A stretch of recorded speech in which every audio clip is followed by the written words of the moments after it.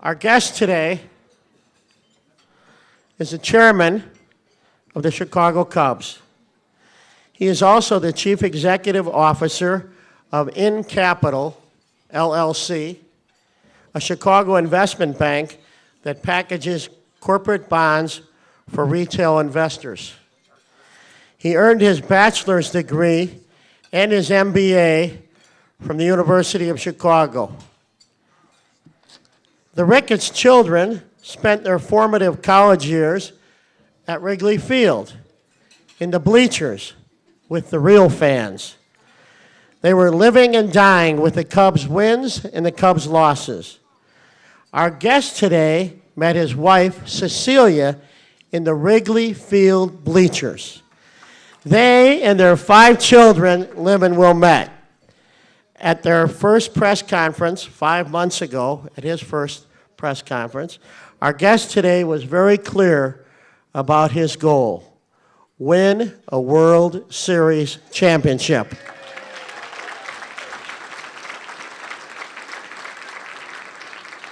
As their new motto says, it is now year 1. Let's have a short video and then I'll bring on our speaker. The following is a presentation of WGN Sports. After 3 long years, we are very excited to say today the Ricketts family is the owner of the Chicago Cubs. Number 1 is we're going to win the World Series. We're going to win the World Series by striving in every day and every way to be the best franchise in baseball. This is home. Now I'm finally where I belong, where I belong. Yeah, this is home. I've been searching for a place of my own. Now I've found it, maybe this is home. Yeah, this is home. Everyone needs to know that we are here for the long term and we are here to win.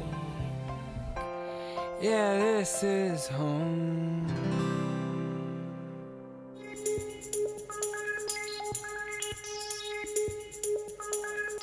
On 1, on 2, on 3. Welcome back, my friends, to the show that never ends. We're so glad you could attend. Come inside, come inside. There behind the glass stands a real blade of grass. Be careful as you pass. Move along, move along. Come inside, the show's about to start. Guaranteed to blow your head apart. Rest assured, you'll get your money's worth with this show. Here's a pitch. Swing and a miss. A no-hitter. Carlos Zambrano has no-hit the Houston Astros. People laughed up from the skies, and he laughs until he cries, and he dies. Come inside, the show's about to start. Guaranteed to blow your head apart. See the show? It's a dynamo. You gotta see the show. It's rock and roll. There's a liner. Hey, what a catch by Shadow. Here comes the hook. Got him! 20 strikeouts. He ties the Major League record. There's a tap down to Peppertown. Attaboy, Joe. The ball is all over.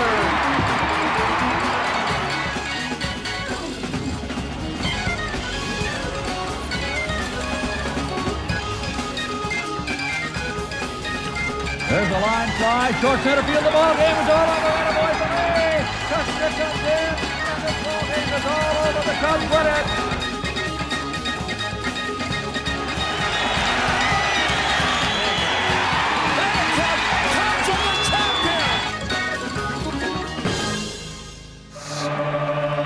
All right, fans, let me hear you sing the Dickens out of this. Hello, Wrigley Field. Are you ready? All right. Let me hear you, the greatest fans in the world. Let me hear ya. A 1, A 2, a 3. Take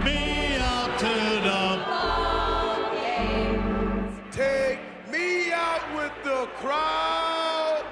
Buy me some peanuts and crackers. You're not singing. I don't care if I never get back. For it's root for the Cubbies. If they don't win, it's a shame. For it's 1, 2, 3 strikes, you're out. The old ball game. Yeah! All right, Chicago.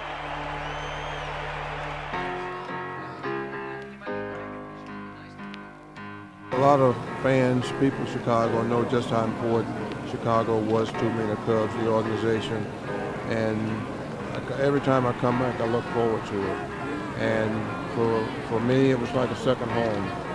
It's always good to see the Cub fans. They really embraced me, and they made it special for me during my playing days here. So that's something I'll always be grateful for. A line drive, right field. Dawson coming in. He dives for the ball and he makes the catch.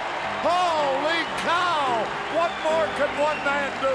We've come a long, long way together. Through the hard times and the good. I have to celebrate you, baby. I have to praise you like I should. There's a drive.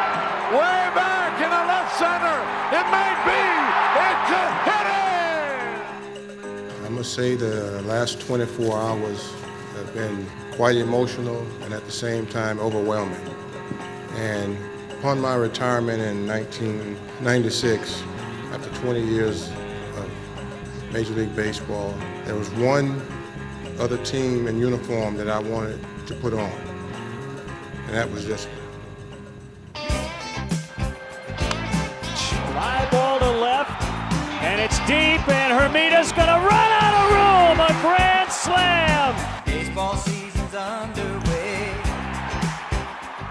Well, you better get ready for a brand new day. Derek Lee, the dig. Hey, Chicago, what do you say?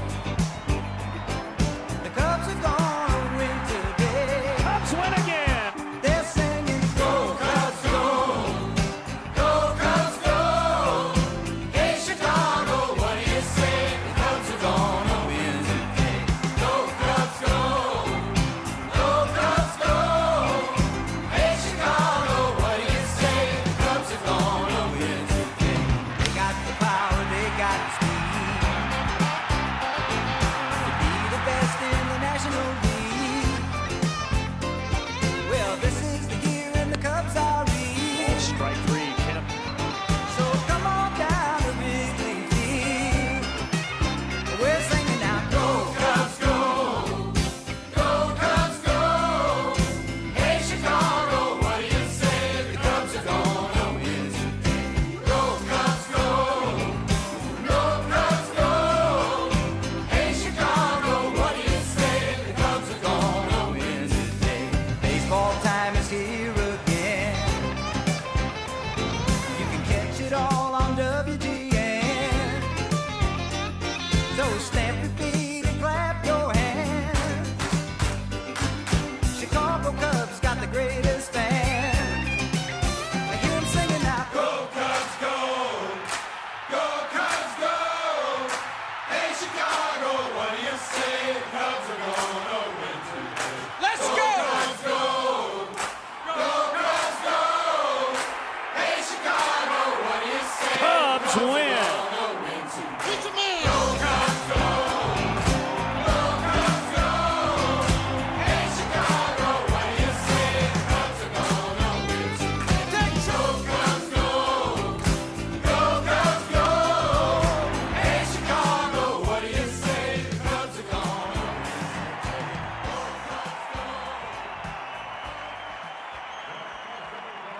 Ladies and gentlemen, the chairman of the Chicago Cubs, Tom Ricketts. Tom? All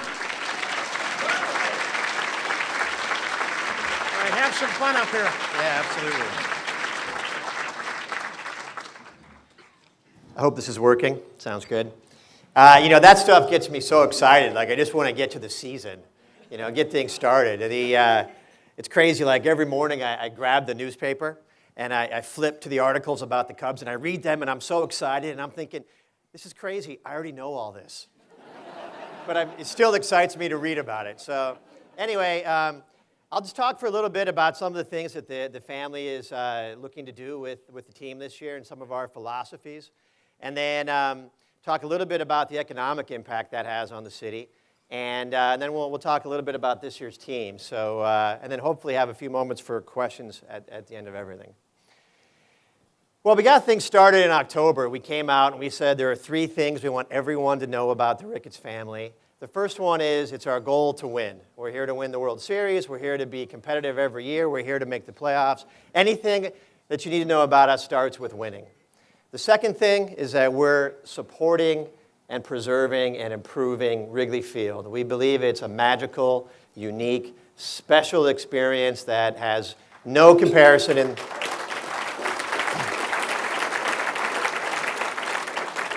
And we're doing everything we can to preserve it for the next generation of fans. And thirdly, one of the things that we made very clear early on is we want to give a lot more back to the community. The Cubs have been very, very good to the community, but we look forward to doing more in the future. So, thank you. So like everybody, it's really easy to say you want to win. Like I want to win a World Series, it's easy to say you want to win. But in the end, the only way that you're going to win consistently and be in the playoffs is to develop a great player development system. And the most important thing we can do is bring in good players, whether we get them domestically or internationally, and train them and develop them into be contributors at the major league level. So if you do this, if you can bring those players in, if you can develop them into major league players, you get a lot of benefits for the team that helps your consistent winning. You can have more financial flexibility. You can have more consistency on the field. And you can basically have more trading flexibility. When July comes around and you're looking for that last piece, you can move a prospect to a team to pick up that player. And I think one thing that people don't realize how important it is because when a player is for the first 3 years on the team, he basically plays at major league minimum, which I think it's almost $500,000, so you don't have to feel sorry for those guys. But it's the minimum, and compared to some of the higher end players, it's a value. So if those guys are contributing, you can spend more on your next set of guys, your arbitration eligible guys, and keep the guys that are committed to the team but still under contract with the team, and keep them happy and pay a little more for them. Or you have the flexibility to go out to the free agency market, which we believe is always a choice of last resort given the economics of that market. Here's an example of this year we have a couple more people that are going to be bigger producers with our team. You look at kind of last year's opening day versus this year's opening day. And the main differences is we were able to replace Rich Harden in the rotation with Randy Wells, who came up last year and pitched so wonderfully well. He's a product of our system. And obviously last year we had a free agent closer, and this year it's Carlos Marmol, also a product of our system. Just comparing us to what I think people would agree is the premier National League team this year, the Phillies, who were in the World Series last year. Part of their strength has been the fact that their best players, the Howard, Utley, Rollins infield, was put together through the draft and through developing those players. If you can bring those guys in, keep them playing together for a period of time, and have them under contract, you're going to be much more successful over time. And a couple of their other players came up through their system.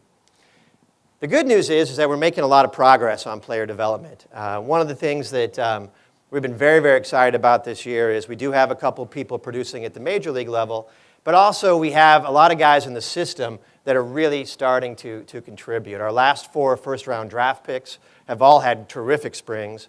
We've had a couple guys from the Dominican that have had terrific springs. So we have a lot of guys coming up that we think are going to be starters for us 2011, 2012, 2013. And we've been recognized by the people who are expert-ish on this as having really improved our system. And I think you never can take the ratings too seriously because they probably overrate you some years and underrate you other years.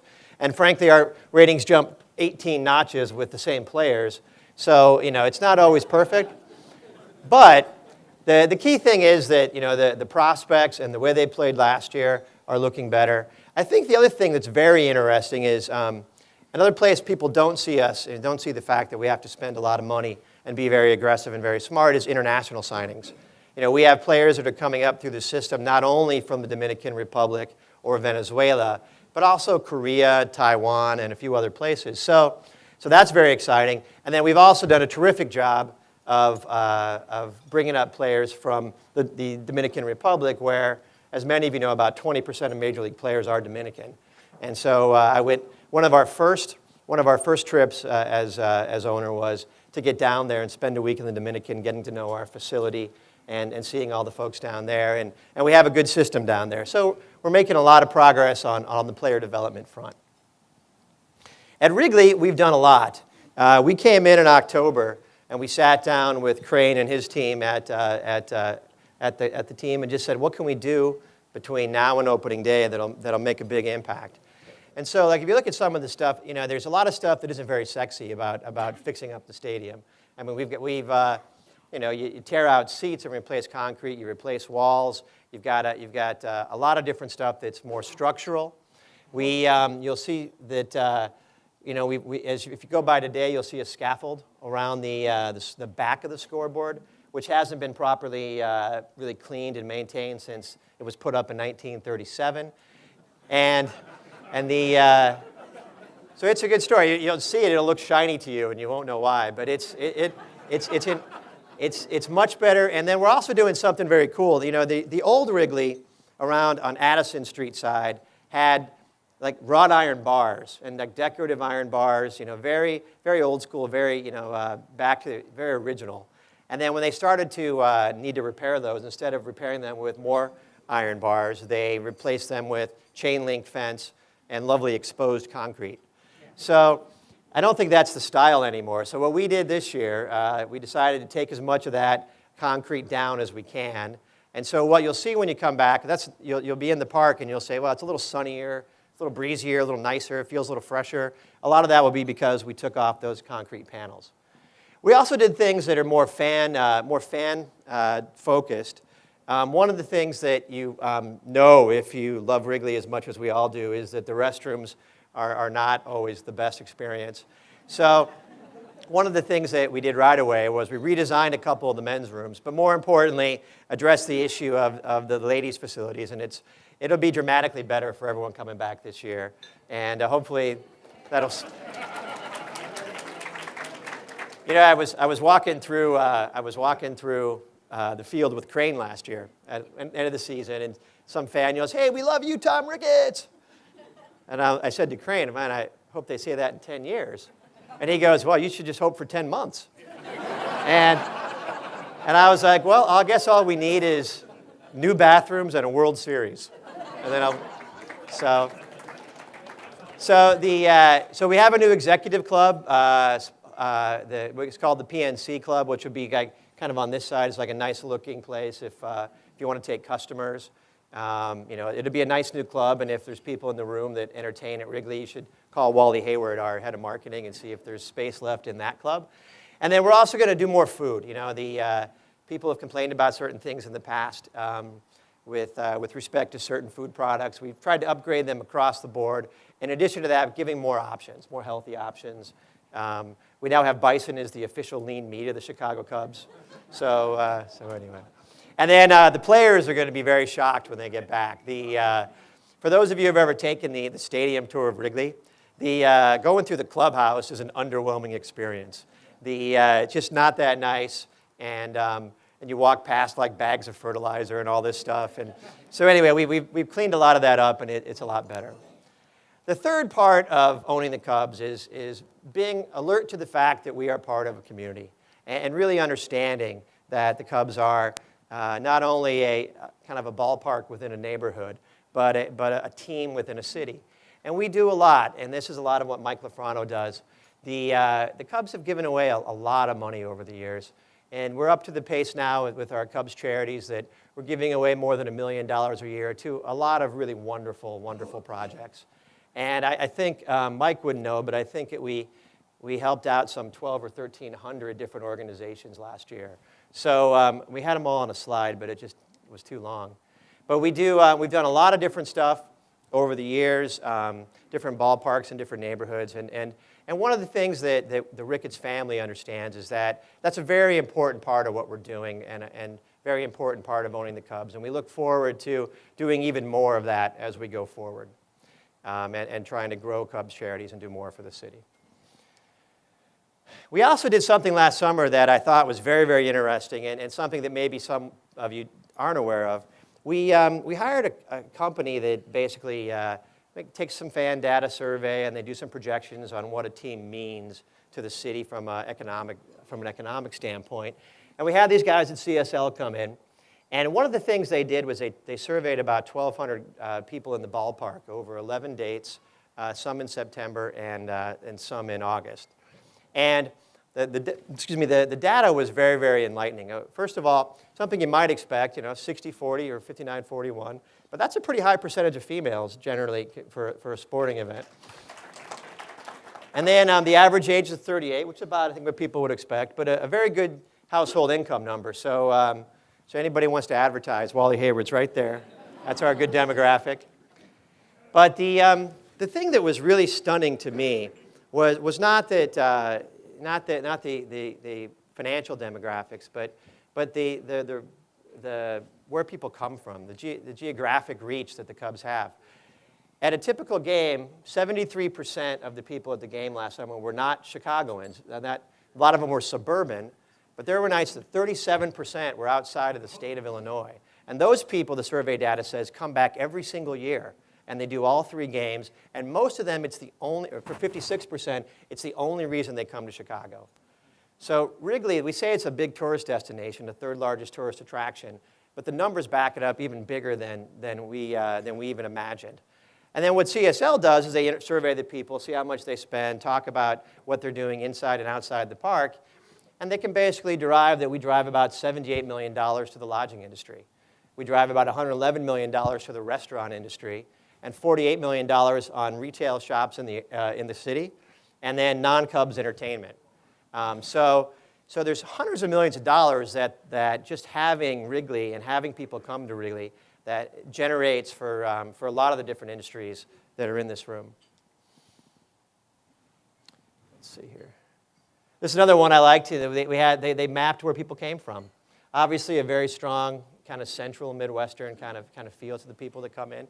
But we had, I think, all but 2 states. So it's pretty amazing stuff how many people come to the field. And then I think the other thing that was really amazing to me as we looked at it is, the Cubs are a great partner with the city, and partially because it brings in all these people and brings in all this money to the city, but it also has a really significant economic impact. I mean, just from the fiscal side of things, there's a handful of taxes that we pay: sales, amusement, hotel, property, restaurant, income tax. And when you add those up, in addition to the direct and indirect, for what people pay, what directly from us and then indirectly from people that came in, it's about $60 million a year that goes out in taxes from the team and net new spending, net new taxes based upon people coming to Wrigley Field. So, I mean, it really is a powerful economic force, both on the private side and the public side. And then as we look toward developing our land on the west side of the building, on the triangle parcel, that has the potential to make this number jump dramatically. Now, I heard at the City Club, some of you have a passing interest in politics. So, I thought, rather than wait for the question, I thought I would go ahead and just go ahead and talk about our recent media. So basically, what we're talking about and what you're reading about in the paper is a sign that looks almost identical to that one right there. The revenue from this, obviously, is something that goes to the team. It's a pretty substantial amount of revenue. It's significant to us. And we're working through the process, and I'm sure that will take some time, and we'll have a lot of discussions, and we'll definitely work through the process. Fortunately, we do have a lot of neighbors and businesses and a couple trade associations who are supportive of our efforts to keep this ball in the air. And then we also believe it should be our decision, obviously. But the way I kind of look at this, and I think that everything we've done and every action we've taken heretofore has clearly been a statement that we're preserving Wrigley, that we're doing everything we can. And I kind of look at the preservation of Wrigley as kind of 2 different things. There's like a kind of a philosophical preservationist that that wants things not to change, or maybe collects old photos of Wrigley and hopes to restore that, or wants to keep things as they are. And I respect that, and I certainly am part of that camp. But on the other hand, there's also the very literal preservationist who has to spend $10 million replacing the cement under Section 135. So there's a lot we have going on where we want to keep putting money into the stadium. And I think from a preservation standpoint, we've got a lot of reasons why people should be very comfortable and not threatened about a sign. And the last thing I would say is we did mock this up yesterday, and the aldermen came out, and George and some of the other rooftop owners looked at it. And it doesn't seem to be too dramatic. It doesn't really seem to have much of an impact on any of the rooftop partners. So to the extent it doesn't affect anyone looking in, it doesn't affect anyone who's in the stadium, I just can't imagine why this isn't something that we can work on and get this through and hopefully end up with something that is an incremental source of revenue for our efforts. Well, in the end, the real excitement this year is not in the sign. Maybe people in this room like to talk about the sign, but most people outside this room like to talk about the team. And I think that it's really important that everyone remind ourselves, even after what was a disappointing 2009 season, that we have a great team coming out to the field this year. We have 8 former All-Stars. These are all guys that have played at a very, very high level, and very excited about our new additions. Just walking from left to right, maybe the most important addition this year, and hopefully someone who will really pick us up, is Rudy Jaramillo. He's the hitting coach, was the hitting coach for the Texas Rangers for a long period of time. He was very, very successful. The Rangers led the league in hitting many times. He has a very disciplined, hardworking approach to hitting. And one thing that people don't realize is in 2008, we won 97 games. In 2009, we won 83 games. In 2009, our ERA was actually lower. So it all came out of 148 runs we didn't score between those 2 seasons. So when I first met Rudy down at the winter meeting, or the organizational meetings, I said, Rudy, it's simple. All you got to do is get our 148 runs back, and we're good. So he's working on it, and the players love him. The second thing that's very exciting is Greg Maddux coming to the team.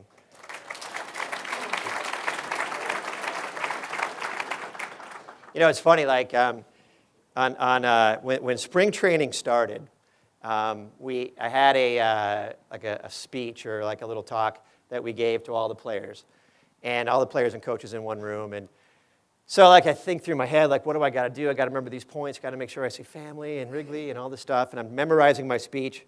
And so I got it down cold, right? So I get in the room and I start talking and looking around, and then there's like this kind of fan side of you, right? Like the fan side starts to take over a little bit, and you're like, all right, I'm cool, be cool, be cool. But there's Starlin Castro, and there's some of our young stars who are going to be superstars in Major League Baseball a couple years from now, and you're like, all right, I'm cool, I can handle that.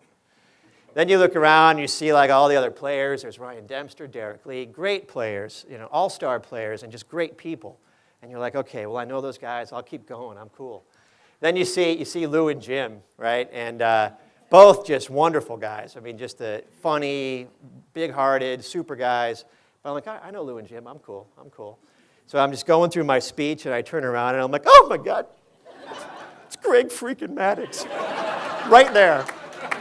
So I was like, don't look at him. Don't look at him. Just keep it. Right, stare at Coy Hill. Don't look at Greg Maddux. But so the players also were excited to have Greg back on the organization. It's a great shout out to Jim and to Crane to get him to come be with our organization. I was at the owners meetings about that same time, and several other owners, maybe a half dozen, came up and said we wanted him to be part of our organization. So anyway. He'll bring a lot of experience. He's, aside from 4 Cy Youngs and 18 Gold Gloves, he'll bring a lot of experience and a lot of great advice to our pitching staff, and the young players in particular, the young pitchers, are just excited to have him around. The third guy that's coming in, isn't as high profile as maybe some of the other people we could have got for this position. But Marlon Byrd is someone you were going to love. Marlon Byrd works out hard, plays good. It plays well. Who who's my English teacher in this. But he's a great player, and he works out hard. He brings the right work ethic to the team. He was the Dallas area Man of the Year for charities last year as a Texas Ranger. And he's going to be someone that brings not only great excitement to the field, but a great energy to the clubhouse. And finally, Xavier Nady was one of these guys that in this year's free agent market that things were kind of slow. He was expecting, early on to do a longer-term contract or maybe a bigger dollar contract. But things have been soft in baseball, and the free agent market has reflected that. So it was great to bring him in. He was on his way to being a real all-star. He had a great season with the Pirates. He finished up 2008 with the Yankees, and then he started 2009 and had an elbow injury that left him out. He's coming back, and he'll be a fourth outfielder for us, which will give Lou a lot of flexibility that he may not have had in the past. So these are all very exciting additions to the team. There's others that I could talk all day on, but anyway, he's doing he'll be a big plus. And then I think that's the combination we need to get back on top this year. We have a tough division. The Brewers got better. The Cardinals were great last year, and they have the same team back. So it's going to be tough, and it's going to be exciting. But I think if we stay healthy, we'll be back on top again in 2010. Thank you.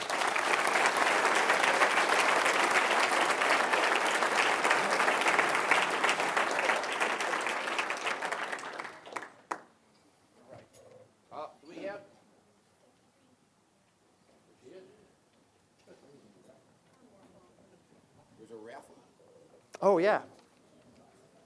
You got a lot of questions. Oh, boy. More than the governor got. Much more than any problem. Look at this. Any more late returns? All right, well, we'll order dinner. First question, the only one I've read, is from Steve Schlickman. Steve, whose dad and Bill Burnett have a new book out on Justice Stevens. They wrote the book on Otto Kerner. Mr. Ricketts, are you improving the accommodations for people with mobility disabilities at the field? That's a great question. We've done that in the past. I think that if we've done a lot. I'm not sure where the question comes from. We've done a lot over the last few years. If you have an issue or a specific access way you need to be taken care of, I would contact the team, talk to Mike.